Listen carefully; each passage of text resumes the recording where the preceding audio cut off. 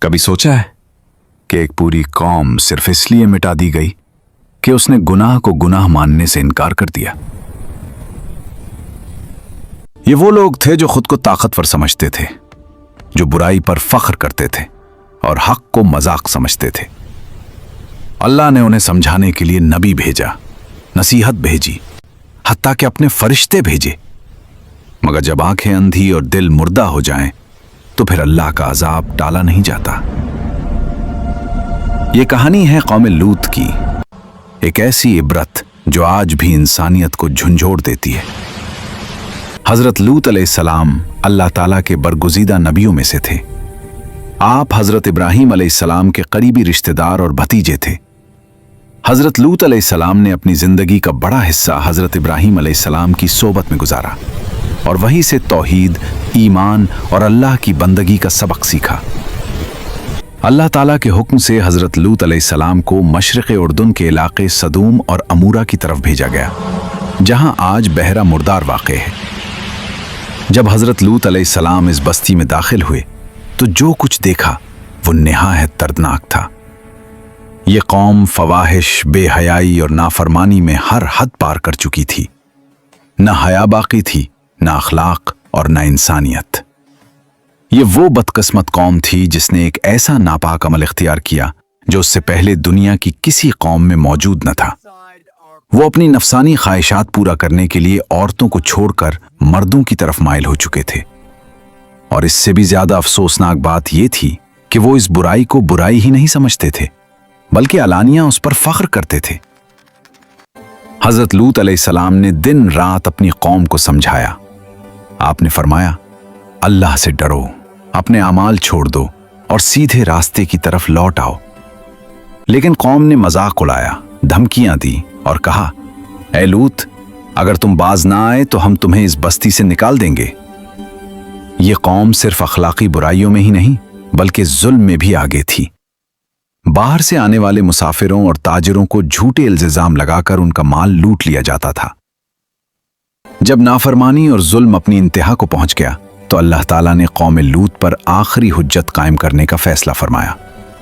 اللہ نے اپنے دو خاص فرشتے انسانی شکل میں خوبصورت نوجوان مردوں کے روپ میں سدوم کی بستی کی طرف بھیجے۔ اس سے پہلے یہی فرشتے حضرت ابراہیم علیہ السلام کے پاس آئے۔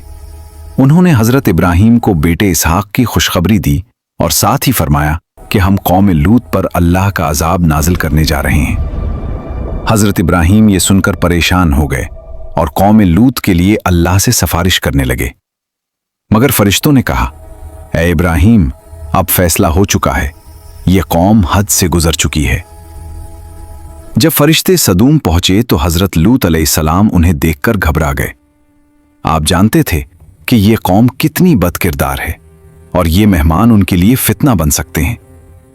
حضرت لوط انہیں فوراً اپنے گھر لے آئے تاکہ کوئی انہیں دیکھ نہ لے، لیکن بستی کے لوگ کسی نہ کسی طرح ان مہمانوں کی خبر پا گئے۔ پھر قوم لوط کے مرد جوک در جوک حضرت لوط کے گھر کے باہر جمع ہو گئے۔ وہ دروازہ پیٹنے لگے اور کہنے لگے، اے لوط، اپنے مہمان ہمارے حوالے کر دو۔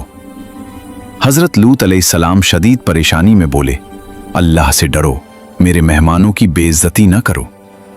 آپ نے انہیں سمجھایا، نصیحت کی، حتیٰ کہ اپنی بیٹیوں کا بھی ذکر کیا تاکہ وہ اس گناہ سے رک جائیں، لیکن قوم اندھی ہو چکی تھی۔ اسی لمحے فرشتوں نے فرمایا، اے لوط، آپ خوف نہ کریں، ہم اللہ کے فرشتے ہیں، یہ لوگ آپ تک ہرگز نہیں پہنچ سکتے۔ پھر فرشتوں نے ان سب کو اندھا کر دیا۔ وہ دروازہ تلاش کرتے رہے مگر انہیں کچھ نظر نہ آیا۔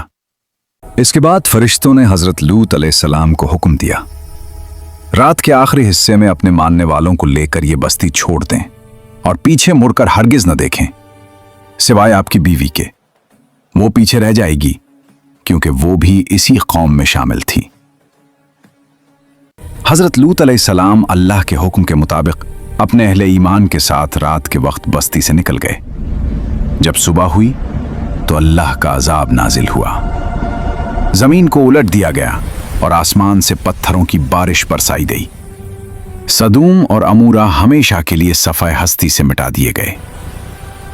قوم لوط کا یہ واقعہ और 2 फरिश्तों का आना इंसानियत के लिए वाज़ेह पैगाम है। जब गुनाह को गुनाह ना समझा जाए और हक को ठुकरा दिया जाए तो अल्लाह का अजाब टाला नहीं जाता। अल्लाह हमें ऐसे अंजाम से बचाए और सीधे रास्ते पर चलने की तौफीक दे, आमीन। अगर आपको ये वीडियो इबरत, इल्म और हक की याद दहानी लगी हो तो बराह करम वीडियो को लाइक करें और ऐसी ही कुरानी वाक़यात, दीनी नसीहत और इबरतनाक कहानियों के लिए हमारे चैनल को सब्सक्राइब करें। आपका एक लाइक और एक सब्सक्राइब किसी और के लिए हिदायत का सबब बन सकता है। जज़ाकुमुल्लाह खैरन।